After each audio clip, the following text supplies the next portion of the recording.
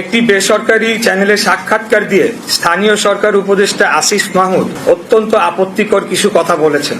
আসিফ বলেছে, বিএনপির এক নেতার ইন্ধনে ইশরাকের আন্দোলন হয়েছে। এই বক্তব্যের মধ্য দিয়ে হাজার হাজার ঢাকার ভোটারদের চরম অপমান করা হয়েছে। ঝড়, বৃষ্টি, তীব্র রোদ উপেক্ষা করে দিনের পর দিন শারীরিক ও মানসিক পরিশ্রম করে আন্দোলন করা ঢাকার এই জনগোষ্ঠীকে এই একটি বাক্য উচ্চারণের মধ্য দিয়ে নাগরিক থেকে পশুর মর্যাদায় নিয়ে যাওয়া হয়েছে। এটার জন্য তাকে অবশ্যই নাগরিকদের কাছে ক্ষমা চাইতে হবে। দ্বিতীয়, আসিফ আরেকটা কথা বলেছে, ইশরাককে মিসগাইড করা হয়েছে। এই বক্তব্যের মধ্য দিয়ে তিনি ঔদ্ধত্যপূর্ণ আচরণ করেছেন।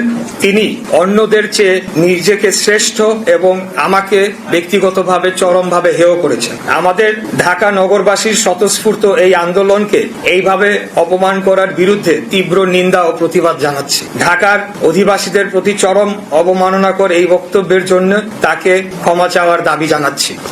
আসিফ আরো বলেন, আমাকে তার নির্বাচনী এলাকা কুমিল্লার একটি উপজেলার জনৈক বিএনপি নেতা, আমি নাম উল্লেখ করছি না, প্ররোচনা দিয়েছেন। এই আন্দোলনে অর্থ ও লজিস্টিক্স দিয়েছেন এবং তার কাছে নাকি প্রমাণ রয়েছে। এই প্রমাণ তিনি জাতির সামনে তুলে ধরবেন, অন্যথায় তাকে প্রকাশ্যে ক্ষমা চাইতে হবে। এখানেই তিনি থেমে থাকেন নাই। তিনি বলেছেন, বিএনপির একটি অংশের সরকারের সাথে বোঝাপড়ার দূরত্ব তৈরি হওয়ার কারণে আমাকে ব্যবহার করা হয়েছে। তিনি বিএনপির মতো ঐতিহ্যবাহী পুরনো বৃহৎ রাজনৈতিক দলকে হেয় করেছেন এবং একটি অসত্য অভিযোগ তুলেছেন। তিনি নিজেকে বিশাল কোনো মহামানব হিসেবে উপস্থাপন করেছেন। উনি হয়তো ভুলে গেছেন ওনার জন্মের আগে বিএনপির জন্ম হয়েছে। আসিফ এটাও বলেছে, আমার পক্ষ থেকে যারা নেগোশিয়েট করতে এসেছেন তারা সোললি আমার পক্ষে নেগোশিয়েট করেন নাই। আমার বিষয়টি সম্পূর্ণ আইনি, এখানে নেগোশিয়েট করার কোনো সুযোগ নেই। আদালত স্পষ্ট করে রায়ের মাধ্যমে কি করতে হবে তা বলে দিয়েছে। তাহলে নেগোশিয়েট কারা করেছে তা আমাকে জানাতে হবে, কারণ একমাত্র আমাদের দলীয় প্রধানের বাইরে অন্য কোনো ব্যক্তিকে আদালতের রায় কার্যকর সংক্রান্ত যোগাযোগ ছাড়া অন্য কোনো কথা বলার সম্মতি আমি দেই নাই। আশা করি এই লাইনটি বুঝতে পেরেছেন আপনারা। তার এই অস্পষ্ট কথাবার্তায় প্রতীয়মান হয় তিনি হয় মিথ্যা বলছেন, না হয় তার বুদ্ধিমত্তা স্থানীয় সরকার মন্ত্রণালয় চালানোর জন্য সম্পূর্ণ অযোগ্য। আসিফ বলেন, ইশরাক হোসেন অত্যন্ত দম্ভ ভরে ও অহংকারের সাথে সরকার কর্তৃক প্রশাসক হওয়ার প্রস্তাব প্রত্যাখ্যান করেছেন।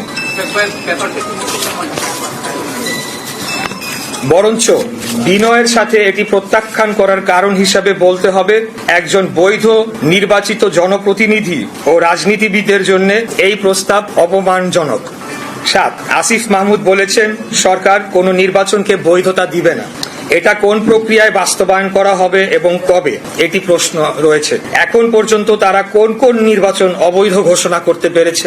একটিও না। এর অর্থ এই দাঁড়ায়, বাংলাদেশের সুপ্রিম কোর্টের আপিল বিভাগ কর্তৃক বৈধতা বহাল রাখা গ্যাজেটকে পুরো অন্তর্বর্তীকালীন সরকার বৈধতা দিচ্ছে না বা মানছে না। সেটা সরকার কর্তৃক, অর্থাৎ পুরো অন্তর্বর্তীকালীন সরকার কর্তৃক উচ্চ আদালত অবমাননার সামিল নয় কি?